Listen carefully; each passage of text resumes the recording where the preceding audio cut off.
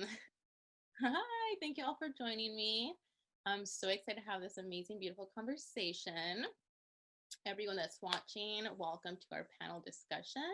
This is the Loud panel with the Fourth Theater. And for y'all that don't know, Loud is a community-based an extended network of women and non-binary folks who are committed to creating a world we want to see.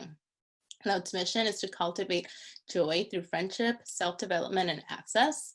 Loud focuses on in-person events and experiences that inspire awareness and provides opportunities to build real, lasting friendships, opportunities to exchange new ideas, explore new spaces, share information, to lead, listen with collective progress in mind. We recently released a monthly digital zine called Loud House Voices, which uplifts diverse intersectional voices and perspectives written through essays. And we also have an official podcast that highlights every issue. To learn more and join the fam, you can find us at weareloudcommunity.com and at loudcommunity on Instagram. So for today's panel, it came up because we realized at Solidarity for Sanctuary and at the Ford that there's an urgency to speak up, not only to create change, but also to stand in solidarity with the most vulnerable populations, right? So with COVID-19 disproportionately affecting Black and Brown communities, and with the resurgence of the Black Lives Matter movement, it was essential for us to bring consciousness and to raise awareness as a collective, right, of these voices and the importance to elevate conversation, not only around voting and immigration, but also around the importance of Black and Brown solidarity. So for this conversation, we thought it was important to also focus on women, which for us is a very important sector that is often left out on conversations that have to do with social change, right? So for this panel discussion, we're talking about the unique experiences as Black women and as Afro-Latinx women in media, and the need for solidarity in different sectors, right? So not only in media, but even within our own communities, based on the toxic, racist media environment and culture. So I'm going to go ahead and present the panel. My name is Diana Diaz. I'm the director of Solidarity for Sanctuary, and I'm also a fashion designer. We have Leslie Antonoff, who is the co-creator, executive producer, and star of Aspire TV's Butter and Brown. Through her experiences dining out around the world and living in her own while at Howard University, she mastered the basics and created some tricks all her own to become an excellent cook. Along with her love of creating in the kitchen, she's a proud business owner and successful entrepreneur. As a wife and mother of 3, she always keeps her family first, and she sets out to create a legacy that changes the world. We have Mariah Carrillo, who is a creative and photographer and podcast host and producer from Long Beach, Whittier. She is co-host and co-creator of a weekly podcast called So I Got Fired. She recently co-launched Love I Am, a collective of Black and Brown women committed to self-love, discovery, and healing. You can follow her anywhere on Mariah Bob. Did I pronounce that right, Mariah, the podcast? Yes, So I Got Fired and Mariah Bob, yes. Okay, cool. I wasn't sure, so I was like, let me check. Okay. No, perfect. So next we have Jess Matos, who was born and raised in the Bronx, New York, by way of Boca Chica, DR, an Afro-Latina who fell into her advertising career with Vibe magazine during the glory days of print media. She has blossomed to the dark arts of digital project management. Now based in LA, she has her eyes set on the world of comedy. We have Maya Norden, who started her journey as a journalist in New York City, writing and editing for publications like Spin, Vibe, Entertainment Weekly, People, and New York Magazine. She moved into the digital and creative space, working in advertising for years before landing at Netflix, where she currently works in marketing. Music and storytelling have always been the intersection of what the LA native is most passionate about. For over a decade, Maya has been creating mixes, curating events, and showcases, and she is now delving into music supervision. So we are so excited. So thank y'all again for being here. And yeah, let's just delve and talk about this. So I think before we talk about, media and representation when it comes to Black women, it's important, I think, to maybe talk about and analyze what does it look like to have Black and Afro-Latinx solidarity, right? What does the word solidarity mean in that diaspora?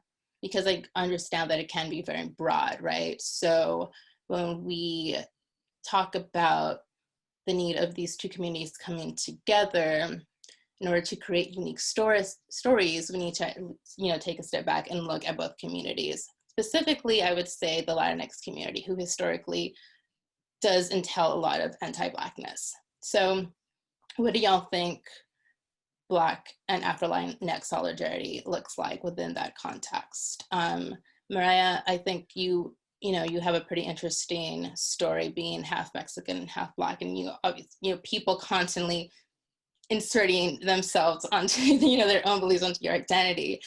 So if you want to go ahead and let us start the conversation, that would be great. No, yeah.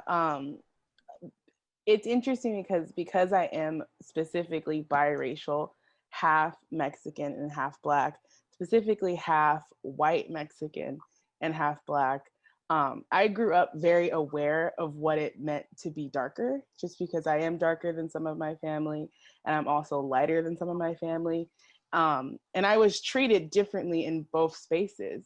In the Black space, I was the whiter one, the light-skinned person. And in the Mexican space, it was always, oh, you're kind of Black, but remember, you're Mexican. And it was always made apparent to me that somehow being this white Mexican was the most important. So I should use that and push that forward and make that my identity and kind of just let this Black stuff go. And for me, it's hard because I have curly hair, I have Afro features, my mom is dark skinned, and even my Mexican side, like I am Black and I am treated as a Black woman. Yet when I navigate this space as a Mexican person, just that one drop of like that, it's like the one drop in reverse, because it's almost as if, okay, you have this Mexican identity, just lean into that and forget about all this other stuff. And even just with the whole trending of like Afro-Latinx has really become super popular, I found myself being lumped into that space just because I fit the look. And it's like, yo, I am biracial. And I think if you want to have someone speak to Afro-Latinx experience, you should talk to an actual Afro-Latinx. So there's like this muddy waters. And I think for me, solidarity, I think there needs to be a lot of education and just admitting that, hey, as white Mexicans, our proximity to whiteness is really close. So we lean into that. And because Black people just can't be white, like literally, we can't be white. And because of that, I think people don't grasp the literalness of it. And because it is so literal, like literally, I cannot be a white person. Therefore, I don't have the privilege to just cross back and forth when I feel like it, the way Latinx people can sometimes. They can kind of decide when and where to own their non-whiteness when it serves them. Whereas a Black person, because I'm Mexican, I'll have people tell me, oh, own that, do that. And it's like, it doesn't work like that because I'm still a Black woman and I don't get to cross those barriers the way that you can. So for me, I would hope that there is just this acknowledgement of this anti-Blackness and this acknowledgement of Mexican people and Latinx people. For me, like, you can't tell me that there's anti-Blackness because I've literally grown up with it. Before I even knew what anti-Black was, I experienced it within my own family.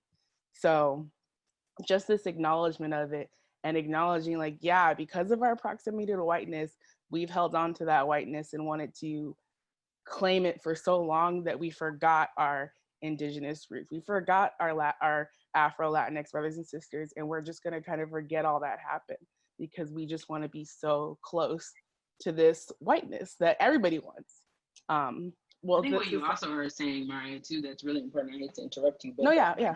The education piece is really important when we talk about solidarity, right? And I think Yeah. the only way that we can even get to coming together as two different peoplehoods is understanding the importance of one people already.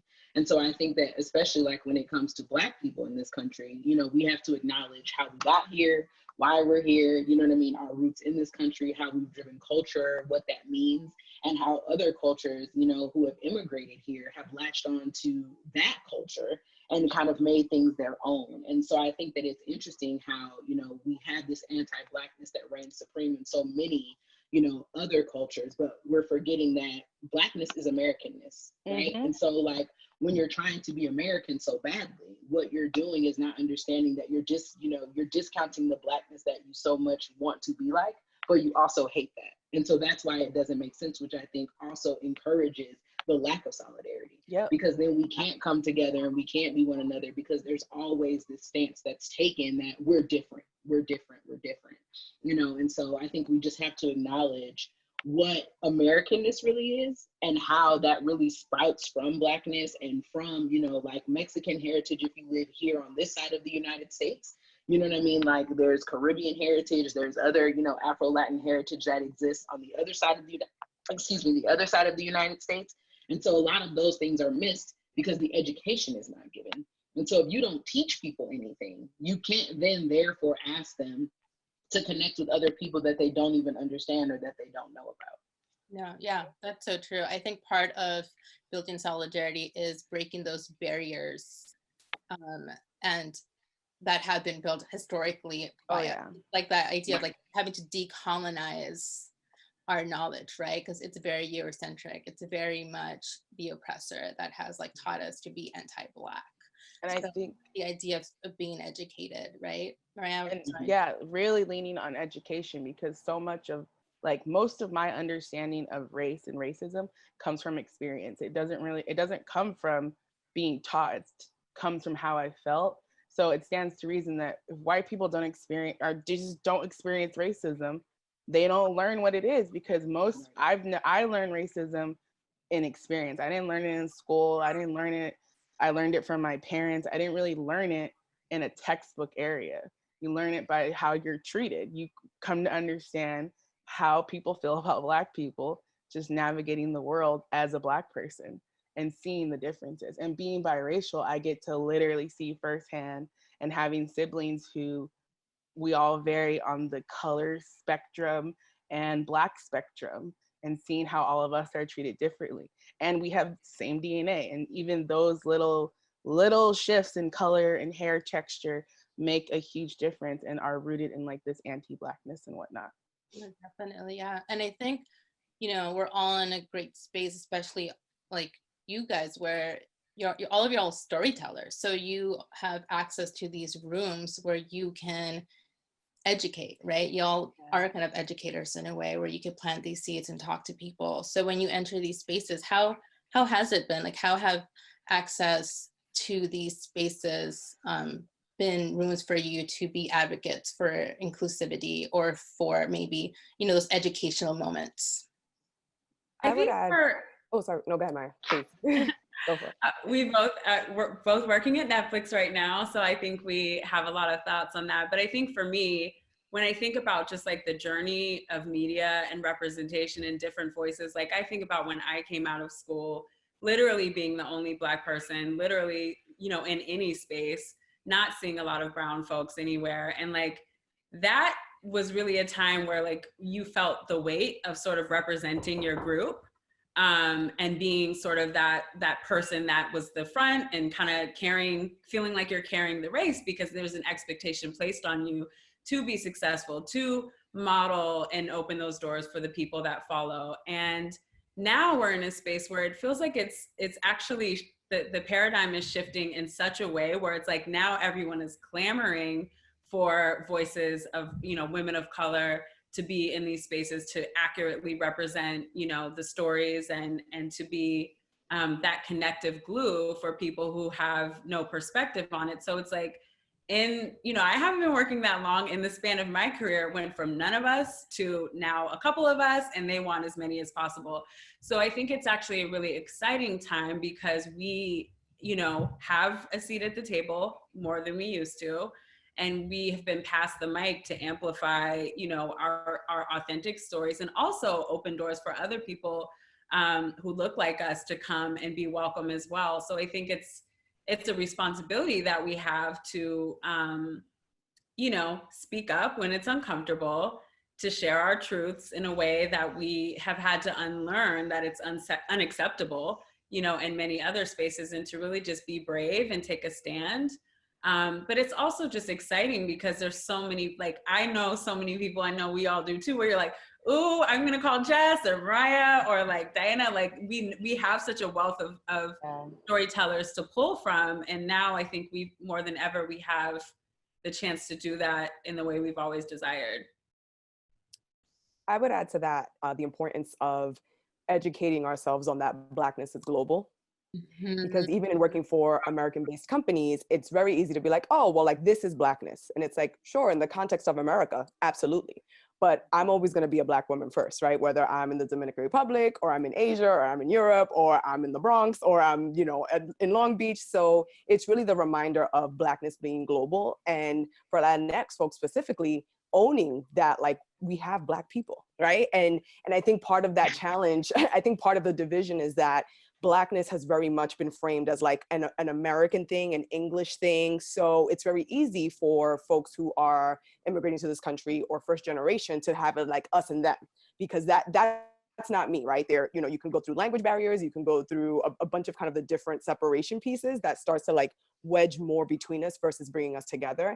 And I think that's the piece that, at least when I'm in rooms and conversations, that I'm constantly raising my hand and saying like, that's great, but what about Blackness in the context of other places around the world? Because we are the global majority, right? It's not just within these United States. And noting that Black people all over the world live in the US. So if you're thinking about targeting your audiences, like you have a even more massive opportunity to not only educate folks who maybe have never even left the country, but also being able to shed light to the stories of folks who are here now and maybe missing their home countries, or, have different experiences to share. And those stories being able to bring us together, because we're actually more alike than we are different. Yeah, definitely. And I think to that point too, just to add on to what Jess was saying, like, I think a key part of solidarity is understanding our intersectionality, right? You can be Black and you could be Latinx and you could be LGBT. Yes. Just making sure that like so many of us don't fit into one box. So the more that we can actually see ourselves as a true community and establish that trust amongst each other of like, all right, we all understand oppression and being marginalized for different reasons. Having that empathy towards each other. Maybe you don't experience this, but I understand that. And just like coming to the table with empathy and understanding that we're not a monolith, that we are all very deep and nuanced creatures in this world. And I think another thing that it shows up in the workplace and is something we need to be careful about is like tokenism, right? Where like, it might be hot to have your Black woman at the table now, but like, are they honoring and respecting your perspective, or are you just there for show?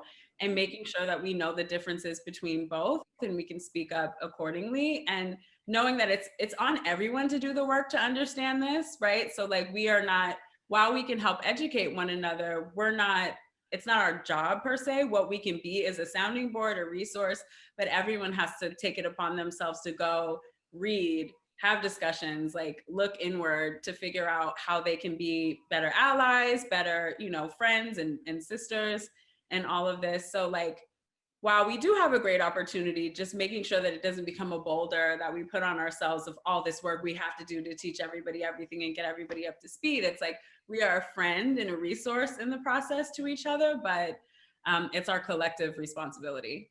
Yeah. Do y'all find it difficult though to create and cultivate these stories when sometimes you are the only Black person in the room? I think a lot of media is it's still very white dominated, right? So it's hard to really push for your stories to be told when you got 4 white people in the room being like, no, they're like, they are tokenizing that person. Yeah. So they're like, no, but they should actually look like this. And you're like, no, they shouldn't, like, I don't know, does that just make it a little bit difficult sometimes? And what does it look like when that's not the case and there are other Black folk in the room? So I think for me, one of my great experiences that in working in television, behind the scenes as like an executive producer and writer, but also as talent, is that I've had the opportunity to work at Black networks, right? So I've been in rooms where there are Black executives and there are people who understand what it means to thrust our stories forward. But I also think that on the other side, I've had those experiences where, you know, there are only white people in the room and they have an idea of how the story is supposed to be told, even though they love your story. You know, so you bring a script and you bring something you want to say, but then they want to like put their spin on it. And sometimes I always have to ask, like, how many Black people do you know? You know what I mean? Like, is the only Black person you know me sitting in this room? Because, you know, sometimes they'll say something, I'm going, Black people don't say that. Like, nobody would say that, you know? And then they kind of look at you like, well, what do you mean? And you're like, you know, I hate to break it to you, sis, but like, that's not what they're saying. You know what I mean? Like, we're not going to do that. And so I think what we have to be willing to do and 100%. unafraid to do is to take those stances, you know, and just say like, this colloquialism that you're trying to push forward, or this, you know, phrase that you want us to say, like, nobody is shucking and jiving. Nobody is saying jive turkey. Like, we're not doing that. You know what I mean? Like, it's just not happening anymore. You know what I mean? And so allow us to be ourselves, but also, you know, to Jessica and Maya's point, it's like, don't blanket statement, you know, Black people either, because we haven't all had the same experience. You know what I mean? Like, Jess is from the Dominican Republic, so her family speaks Spanish. You know what I mean? Like, she knows that, she speaks that language. And so that is not a language that only belongs to those who are from Spain or those who are from other Latin American countries. You know, Spanish is a Black language too, very similarly how French is a Black language, you know? So I think they're like, that has to be taught and understood. But I think in my experience, what I'm trying to do is to not fall to the background, right? Because I think that sometimes that will be our default out of fear in wanting to simply keep the position we're in. And so no longer can we continue to fall to the wayside and sit in the background with hopes that if we're just quiet, as long as we're here, that's what matters. Because if we're quiet, we're not doing anything, you know, and that's kind of pointless. And so I think that we're at this place now where we have some of the most educated Black people we've ever had, you know, in this time and space, in this generation right now. And so we need to take advantage of that. You know, we need to use that intellect to teach people and show them. But again, to Maya's point, the onus doesn't fall upon us to do. You know what I mean? I'm willing to correct you 1 or 2 times. After that, you're just willing to be wrong. Yeah. You know what I mean? And so like now you have to do better. And I'm not going to keep correcting you. I'm going to just be like, that's not it. Let's move to the next person. Because you know what I mean? Like, it's exhausting. I'm like exhausted right now. Right. You know what I mean? I just want the mediocrity of white men, you know what I mean, to be okay for everybody else. You know what I mean? Like, nobody else gets to be as mediocre. Nobody else gets to barely know anything. I have to come and have the book read, have the notes, the clip notes, and ask your cousin too. And I don't want to have to do that. You know what I mean? You need to know something. Stop depending on me as a Black person, and especially as a Black woman, to come and educate you. Do something else. That is old. I think further into that too, I really hope that Black people are given the grace to, I don't want to say to fail up. Yes, to fail up. And I didn't want to say like to be mediocre, but like, I feel like whenever there's Black television, for a show to be a Black show, it has to be Emmy, like out the gate, Emmy award winning. Like there's no mediocrity, which is baffling, because whenever there's a Black show like Insecure or I May Destroy You or Chewing Gum, they go on to win accolade after accolade after accolade, just because there is no space for it to be bad. It has to be great. And then when it is great, it's like, okay, that was cute. We'll see if it's renewed. And whereas there's certain shows who, oh, let's give Trailer Park Boys 6 seasons for whatever. And not to, like, why can't Black people have a Trailer Park Gals or so? Like, we deserve, like, the navigation and the media space, like, there's so much that I wish that the fringes of Black culture and the fringes of everything were explored the same way that we do with white culture. Yeah. I just wish there was just more, because all experiences who are Black experiences are a Black experience, not just the ones that take place in the cities or city adjacent. That's what or people who are biracial, and the difference between biracial and Afro-Latinx, or people who are multicultural but are darker skinned. Like, all of those stories deserve to be told and heard with the same reverence and money that these other stories are told with. No. I think there's also a factor in that for like the American perspective, that an education on like anti-blackness and very much so like white supremacist things like exist outside of the United States, right? Yeah. And the reason I mention that is when you look at places like Latin America, when you look at Europe, Asia even, folks, you know, get so excited like, oh, well, we gave you this, you know, like Latinx show, or we gave you this Spanish language show. And it's like, cool, but you're literally doing the same thing that we're saying we're not trying to do, right? Like, you're not casting Indigenous and Black people in those markets. You're not, or if you are casting them, the storyline is around the storylines that we're all very tired, I'm sure, of hearing, where it's like struggle or poverty or like all of these things where I just want to see like a rom-com. Like, Yeah. I just, you know, just You two something like fall that. in love. Right, just fall in love. You know, it always has to be kind of like this struggle, especially again as Black women are being cast as well. And so there's a lot of that too, that when I'm in spaces with my peers, that I remind them of, like, you might not think that this is anti-Black because in your mind you're like, oh, well, we have, you know, a Latinx show, or we have a show based out of Spain or Mexico or Colombia, and that stuff is great. However, are you really taking a moment to understand how you're still perpetuating a lot of the stereotypes that we're saying we're trying to dismantle, right? Like when you look at, you know, a Narcos, right? Like, that show is great, but are you really understanding how that actually impacts people in that community and the stereotypes around Latinx folks and folks outside of the US, right? Or when you're thinking about the casting that you're doing for shows, like everyone is very, you know, everyone looks a certain way. And I'll just share one more quick story. When I first started at the company, we were launching like a Bravo-esque kind of TV show or show based in Mexico City. And I remember seeing the key art, and my like visceral reaction was, they all look white. And everyone in the room, all my white peers, they were like, well, like kind of taken aback. And I was like, and do you know why I can say that to you? It's because, like, without knowing anything about them, where they're from, their tongue, whatever, they're white. And so you can't tell me you're giving me a show out of X country and like I'm supposed to be excited about that when there's still a lack of diversity even within that. So it's really just continuing to be the squeaky wheel, even to everyone's earlier points, when it's hard or uncomfortable or you feel like not one more time. But to Leslie's point, if we're quiet, we're not doing the work. So just being empowered to have the conversations. Yeah, no, I think y'all are right. Like, reimagining the future in media when it comes to Black women, or just like Black and Afro-Latinx representation, it is opening up that diaspora and changing it up, right? It's like dissecting everything from the roots and making sure that every aspect of it is being represented, which is like, and it's multi-layered. And I think that's something that has been an issue, right? That it's not in media. It's very linear when that's not the case. And we all are aware of that, you know? So yeah, as we wrap up the conversation, I'd love to hear your final thoughts on the subject, you know, and see like what the future would look like, and what folks that are watching right now can even start doing now to make sure that they make some sort of change in themselves or with their family, their friends, and, you know, whatever that would look like. Read. Yeah. I mean, I think like that. Yeah. We're living in a time where like everyone wants to suggest a book. You know what I mean? Like when June came and the beginning of this generation's uprisings began, you know, there was all these lists of like, these are the top 10 books you can read about racism. You know what I mean? But it's like, if you go to Amazon and buy all the books and you don't crack the spine, you've done yourself and me no favors. You know, and so I think educate yourself. You know, there are so many things that you can read. There are so many things that you can look into. Pay attention to what you're even watching. You know what I mean? Like, if we're talking about shows and television now, like Lovecraft Country is so amazing, right? Because it's like delving into this horror, science fiction, you know, kind of like space that Black people usually don't get room to breathe in. Mm-hmm. But it also has so many historical references that you're like, damn, that happened? You know what I mean? And so I love that, like, they're showing the true monster, you know what I mean, that exists in this country and around, which is racism and white supremacy. Yep.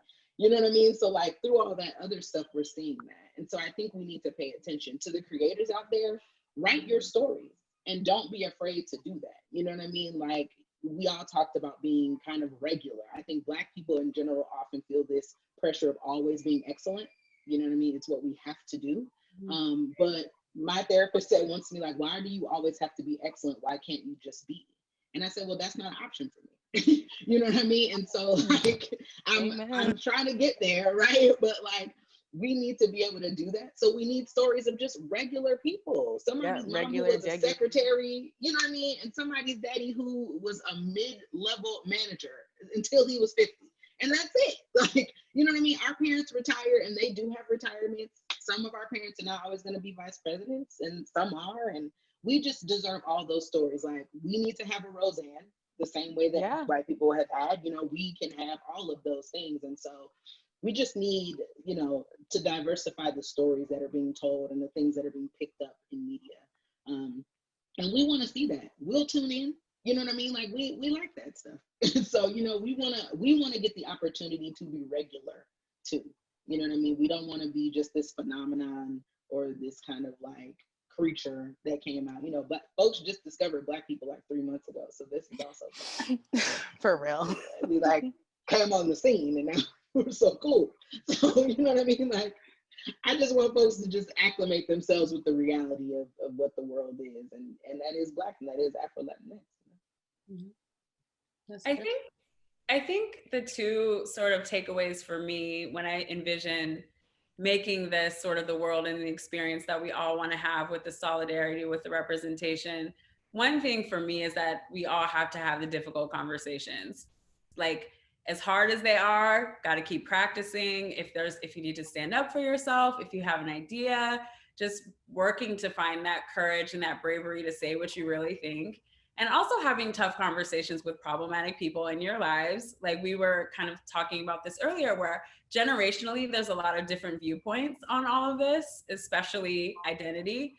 So, you know, in the same way that we're calling upon, you know, white people to have conversations with racist relatives at Thanksgiving, we all need to do the same when if we have a friend or a person around us who has a limiting belief about a person in another community, just like not tolerating that and being an advocate when no one's around, when it's just you and you're witnessing something that's unacceptable. So having tough conversations across the board, and really just, you know, making a point to connect with other people, you know, like join organizations, you know, be a part of groups, volunteer, like spend time with people who don't look like your everyday circle. You know, that is the biggest thing, like relating and connecting and making new friends of people around the world in different backgrounds to gain an understanding firsthand, and, you know, creating your global IQ and that empathy for one another is just having people in your life who don't look like you. Yep. I would agree with that. On the same vein of like uncomfortable conversations, I would say sometimes those uncomfortable conversations have to start with like you and yourself in the mirror, right? Yes. And dismantling things that you were taught or that you were, you know, raised that's normal. I'm a huge advocate for like learning, especially for folks who are watching that are first generation in this country, like reading books about where your parents are from, right? And really understanding that history. I think in America, we know like there's a lot to be done in terms of how we even learn about our own history. But I think when we look at, you know, other places around the world, it's like, you know, I'm learning so much around like, you know, a lot of this, like the huge anti-Blackness that culturally has always existed in the Dominican Republic, but even looking back at it from like a political perspective and like really digging in and like understanding and unpacking a lot of how that stuff came to be, to then better arm myself to have conversations with my relatives or my friends, whether that's here in the US or back home. So those are the things that I think are important for us to realize, because Latino people, we are very country first, right? And so like we're always proud of where we're from, and that's great. But you also have to acknowledge that there's a lot of like things we don't know about those places, you know, because maybe we didn't get educated there or, you know, have access to resources. And so now we really get to like kind of look under the rug and see what some of the like dirty secrets are, right? In the same way when you're at Thanksgiving and it's like, oh yeah, like the family secrets that come out, it's important to talk about history and how that happens. And I would also recommend for folks who have elders in their lives still, so like your grandparents, your great-grandparents, aunts, uncles, like those are living libraries and historians. Talk to them, ask them questions. Like, what was this experience like for you when you first either came to this country or when you were living over there, or if you were part of like civil rights movements, like really asking them, because they're going to be able to pour into us a lot of insight and knowledge that no book could ever really teach us, because they're going to say it from experience. So those are my two biggest things. Yeah. For me, what I would say is when you're in these rooms and when you're hearing these conversations about what's being made and what's going on, and there is that hesitation, and if you're feeling that hesitation, ask yourself, why am I not able to suspend my disbelief that these Black people can be in this situation? Like, what really is this rooted in? And don't be afraid to like check yourself, because even as a Black person, I have to sometimes open up my own belief because I've lived in the society that puts us in a box, and I'm like, wait a minute, I can do this, and I can have these experiences, and this experience matters. And I also think about the stories that I was not forced, but kind of forced to find an identity in that didn't look like me. And if I can do that, like one of my favorite movies is Something's Gotta Give with Diane Keaton and Jack Nicholson, these two 60-year-old white people in the Hamptons, so far from my reality. But I feel her, I feel it. And if I can do that as a 13-year-old, 12-year-old, then you as a person who is not of my generation or connection can also feel for Issa and Molly and Arabella and all of these other characters that we love. And you can also feel for whatever random character that does come up that's not possibly great, but it's still a good show. Like I want to see Black people do great stuff, but also do good and heartfelt and silly stuff in a way that we haven't been able to do, because we deserve, for real. We built this place.